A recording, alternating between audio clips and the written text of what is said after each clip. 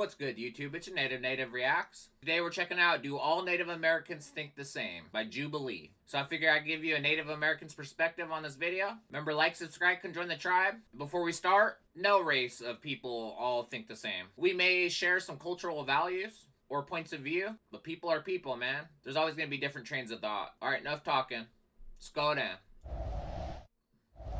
I've told people that I'm Native American, they're like, what is that? What does that mean? It means I'm like, I'm indigenous, I'm from here. Like, I'm here. That shirt, Two-Spirit.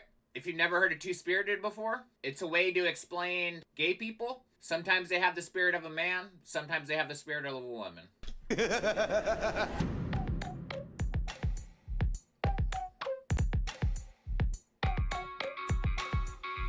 We invited 6 indigenous Americans to see the range of their beliefs and values.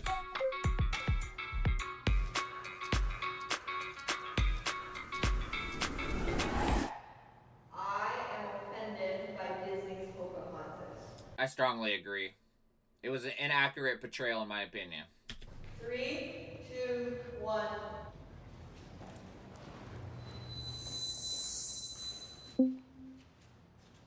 The movie came out when I was a child, and it was the first like Native anything that I seen, right? I see the good in it, you know, I could see natives on the screen, but then you have songs like Savages, Savages, you know, Barely Even Human. There's like bullshit like that that's in there. I liked it when I was a child, but as an adult, I don't, nah. Yeah, I mean, like some of those songs are bangers, right? Like Colors of the Wind, like you listen to that all day. I mean, maybe not that one. That one's definitely offensive. I would jump over there for that. It's tough because like it gave us a place to like have something to speak against or to say anything about. So like, do I need to be mad about it that it actually gave us like some sort of on-screen, even though it's a cartoon? I don't know. I don't get that argument. If it's derogatory, who cares if they gave us screen time? It's disrespectful. I think it's great that we can talk about it now, but the fact that it exists, I think it's a dangerous depiction, especially of Native women. And a lot of our youth have had to experience difficult things, racist things, because of that imagery. I agree. And they portrayed John Smith and Pocahontas like it was a love story. In reality, John Smith got Pocahontas from her father, the chief. She was a minor and forced to help him track. It further engraves those stereotypes that somehow Native women all dressed like that sexy like way back then, and like my opinion of Pocahontas has evolved over time. I would say 6-year-old me would say strongly disagree, because I saw a Native woman and it was a happy romanticized, you know, story of Pocahontas, but as I've grown up I've done more research on her story and what's happened to her. Of course. I know my community benefits from casinos. I read in an article one time that casinos are the natives' new buffalo, which I'd have to agree. 3, 2,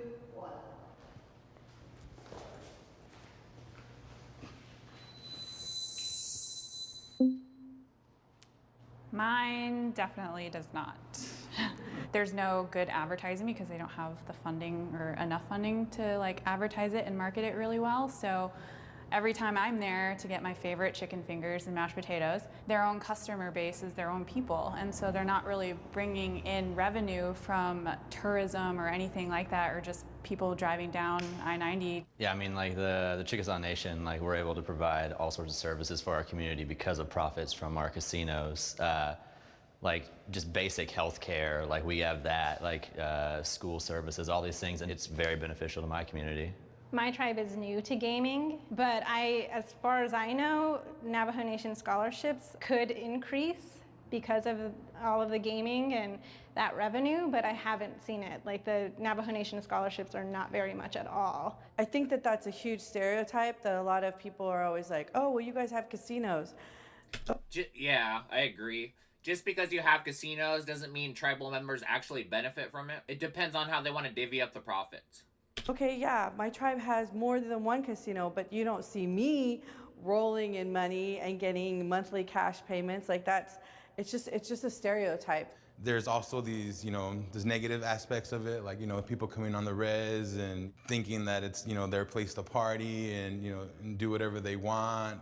One of my friends on Facebook posted something about our casinos and how they're kind of contributing to the missing, murdered Indigenous women crisis. How that's Shout out MMIW. It says missing and murder Indigenous women crisis. The MMIW epidemic is an issue currently affecting Indigenous people in Canada and the United States. It is a huge issue, and I love their organization. a lot of women come up missing at these locations. And they're hot spots for human trafficking. They are. Just to put it in perspective for people that don't know what this issue is, in 2016, 5,712 women were reported missing.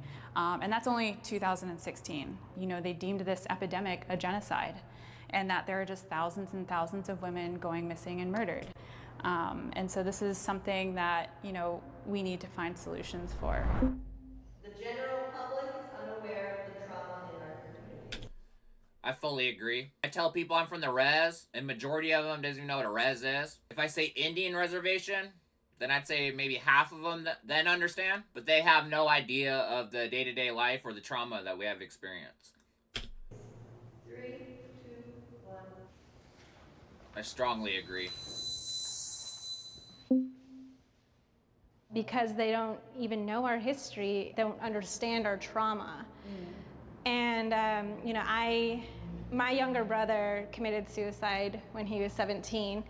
My little brother was one of 8 Navajo boys that committed suicide that summer in my area. Not only is the violence and drug use very high on the res, poverty rates very high. And you know, when I talk about that, they're like, "Oh my God! Like, what can we do?" They don't even know that we exist at times. We're so invisible, you know. So like, we have to first show people that we're still fucking here, and then we have to educate them on all the fucking trauma that we've been through, all the, you know, and that's the whole reason that we have like the highest statistics for like suicide, for new cases of HIV and AIDS, for, you know, diabetes, all these different, you know, things, because of all these traumas that we've had to go through as people. I don't know if anybody else has gotten this when you're asked, like, what are you? What are you? I was like, oh, I'm Native American. I'm waiting for all those questions to happen. Oh, do you do dream catchers? Do you wear moccasins? All these fun things. But the one that really pisses me off is, so you all have drinking problems, right? And I was like, oh, dude. I know it is a stereotype, but if I'm being honest with you, a lot of natives do have drinking issues. I've even struggled with drinking issues majority of my life. I have a couple years sober now, but it does affect a lot of my people. Like, I mean, it kills because you don't know why we have drinking problems, or some have, unfortunately, have that to carry. Well, the government made treaties with Indigenous people, and every single one of them has been broken. You know, that's why for a long time a lot of our communities have been like suffering because of what the government has put us through and relocated us to different parts of Turtle Island away from our original homelands where we were. Personal experience, like when I tell someone I'm Chickasaw and then tell them I'm from Oklahoma, they're like, well, how'd your family get to Oklahoma? It's like, Trail of Tears, dog. That's like I understand why we don't talk about it, but it's not good that we don't. We got to find like a place to speak about it, but in a way that doesn't create like guilt for like just an individual, because like that person has not done anything to me. I'm not trying to make them feel guilty. I just think that they need to understand that there was this trauma and there are reasons why our communities are fractured because of this. I agree. If it didn't matter, anybody could claim to be native. It says down here, blood quantum. The amount of Indian blood one possesses as determined by the number of generations of native people you descend from. It is a process that the federal government uses to determine whether they consider someone a Native American.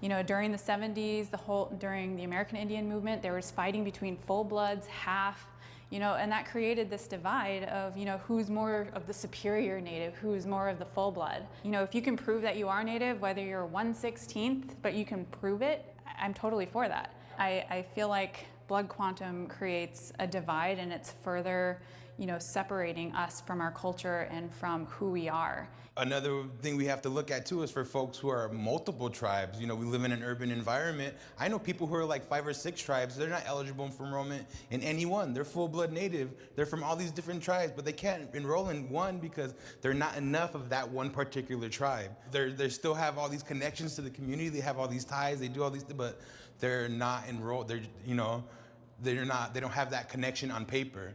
You know, we can't help that we're mixed blood because of our histories and what happened to us. You know, our ancestors were raped, they were taken from their tribes. So we have a lot of people, a lot of Native people coming back today who want to be part of the community, and we should be accepting of that, and blood quantum shouldn't matter. You know, that's who they are.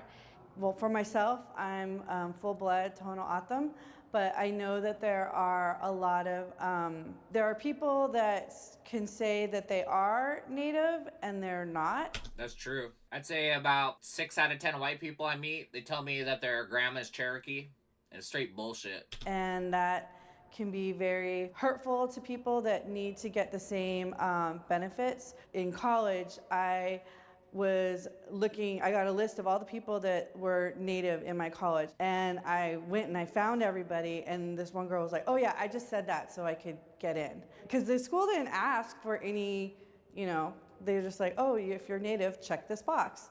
So for me, I say that, yeah. Yeah, and you get situations like that Elizabeth Warren lady that got college scholarships, and she's not Native. So it does take away from actual Natives in the community. I somewhat agree that it does matter. I mean, I see the benefits too, because sometimes when you have to apply to something like scholarships or certain things, you know, they do want accurate records. Yeah, but like how much is enough blood?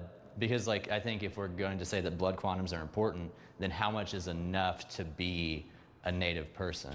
Each tribe decides out on their own. My tribe, it's quarter. Some tribes, it could be more or less. It's hard, like when people want you to prove that you're Native all the time. I am very mixed with like so many different races, but like the one I grew up knowing about and the one that I identified with was Chickasaw, because that was the dominant one in my household, and that was like what we did. But in a lot of communities, like people who are more Native than I am or indigenous than I am will be like, well, you kind of can't speak to this because you don't know what it feels like. And it's like, yeah, I do, because I grew up with that exact same thing as you, but I just don't look exactly like you. The trauma is still there. How do you justify that I am less because of like my blood is less? High five. Yes. Hey everyone, thanks for sticking around to the end. Erin, I know that this is an episode that was really near and dear to your heart. Can you just tell us why you wanted to do this episode? So I'm not Native American, but I am Native Hawaiian and an indigenous person. And I do feel like indigenous people are not in the media at all, or they're shown in a very inaccurate way. And so I thought this was an opportunity to shed light on a community that's often neglected. Well, that was a great video. I hope you learned something. And I like the Hawaiian girls thing at the end about us not getting represented in media very well. I think that's starting to turn around. We have shows like Res Dogs, that new LeBron James show about Res Ball, stuff like that. We're getting more recognition a little bit. Let me know what you guys think down in the comments. See you on the next one.